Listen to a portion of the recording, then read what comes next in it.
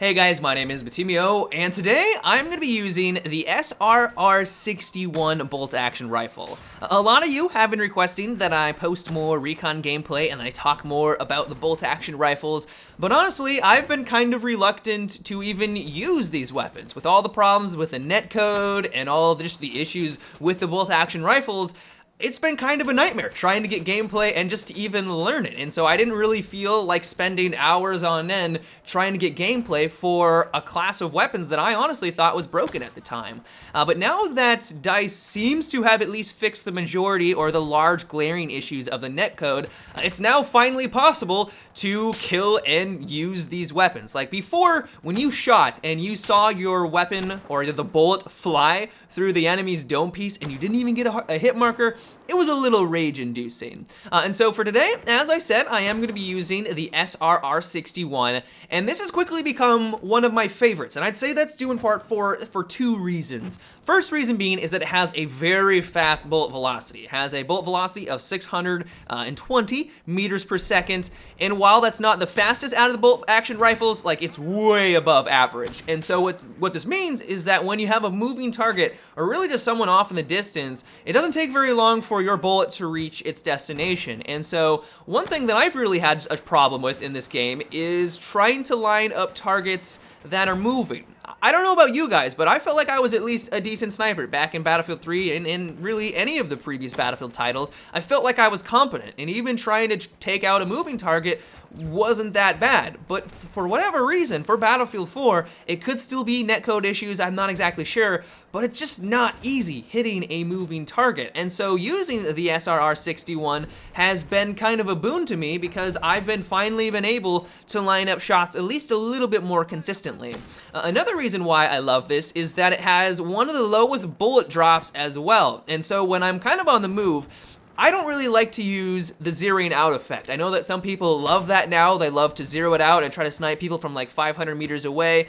But I'm not really a fan of it. I like to just kind of be on the move, I like to adjust on the fly, and that's just the type of gameplay that I enjoy and what I appreciate. And so the fact that this weapon doesn't have a lot of bullet drop, it makes it a lot easier for me just to kind of adjust on the fly, because honestly, there really isn't a whole lot of adjustment that you need to make. Like even targets that are like 200 meters away, you don't really need to aim that much higher above their head. Like this thing flies extremely quickly and it doesn't have a lot of drop. It's phenomenal. All of that being said though, it does have its weaknesses. Like this is not a god gun. This is not the best bolt action rifle in the game.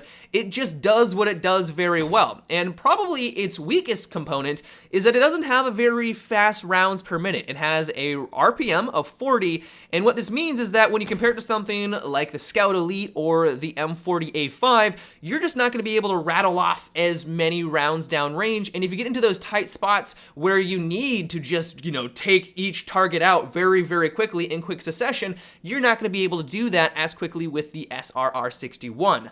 It also only has 8 rounds in its magazine, and when you couple that with a fairly lengthy reload time, you're kind of met with some pretty glaring issues. It has a 3-second fast reload time, or if you have a bullet in the chamber, it's going to take you 3 seconds to go through the entire animation. But if you've gone through all of your rounds and you haven't been conservative, or you haven't been kind of paying attention to how many rounds you have left, it's going to take you a staggering 4.8 seconds to go through the entire animation. Nearly 5 seconds. Like if you are caught with your pants down and you get into a scenario where you've just gone through your entire mag, just don't even bother trying to reload. Like you need to switch on over to your pistol. There is no way you're going to be able to go through a 5-second animation while the guy is about to round the corner. Like it's just not going to happen. But if I haven't turned you off from this weapon yet, and you like the strengths, that is very appealing to you, I kind of have some bad news, and that is that this is the final bolt action rifle that you can unlock for this class of gun. I know it sucks, and so essentially what this means is that you're going to have to use at least one other bolt action rifle. You're going to have to get a lot of kills with it to get to this point. But if you are someone who wants to make the journey, you want to get kills with these weapons so that you can unlock the SRR-61, but you've also been struggling with these class of weapons, I have one tip that has really been helping me out, and that is only going for stationary targets. I know that sounds very basic and very easy, but once I started to really just only go for those individual targets that weren't moving, my kill death ratio skyrocketed, my accuracy skyrocketed, and while that all sounds very logical, it also really allowed me to start to understand the weapons that I was using. I started to figure out the bullet drop, I started to figure out the bullet travel speed, and then once I finally start to feel comfortable with going for stationary targets, that's when I was able to make the transition on over into moving. And it was only when I started to have the mindset of being more patient with my shots and waiting for the target to stop moving, either when they were trying to aim for a shot on my ally or to take an RPG shot at a tank, that's when I finally started to learn these weapons. But I must say that once you do finally start to make the transition on over and you are starting to hit moving targets, it is extremely satisfying. Like, I know that I was complaining that I'm having a hard time learning this, and I'm learning it just like you guys, and I have been struggling, but when you have those moments where you just rattle off like 3 shots and you hit every single target, even if they're moving and they're at long range, oh, the feels. It feels so good, especially when you know that when you pull the trigger that you're gonna nail it and you are gonna get the kill as long as they keep the same trajectory. There isn't many things cooler than that. Like, you feel like a badass, you're just nailing your shots, you're on fire. It is amazing.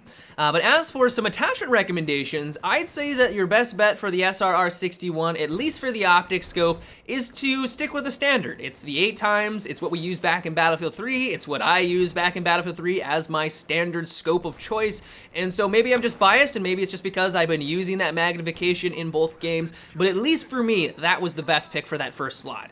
But as for the accessory slot, I would say that the rangefinder is victorious here. I know that some people like to use the laser sight because it allows them to be a little bit more aggressive, and if they get into those tight situations where they need to hip fire someone down, it is going to reduce that cone of fire, making it a little bit easier for them to do so.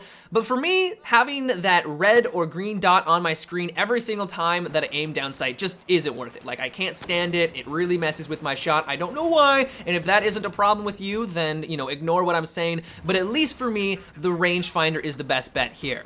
As for the barrel, I would keep this naked. I would not even use the suppressor. I know that some people like to use that, but for the SRR-61, because the strong suit of this weapon is that it has a very fast bullet velocity, slapping on the suppressor is just going to diminish that and pretty much make one of the best aspects of this weapon weaker, and that's not really what you're looking for. As for the auxiliary, it's really going to come down to personal preference. I like to use the straight pull. I know that some people like to be a little bit more hunkered down and use the bipod. So personally, I would use the straight, but if you are someone who likes that type of gameplay, then go with the bipod. But that is about it for today's video, guys. I hope you enjoyed. I do have plans on making a lot more recon and bolt action rifle gameplay in the future now that the netcode issues have been resolved, or at least they're not as apparent or as bad as they used to be. So yeah, I hope you guys enjoyed, and so until tomorrow, have a good one and take it easy.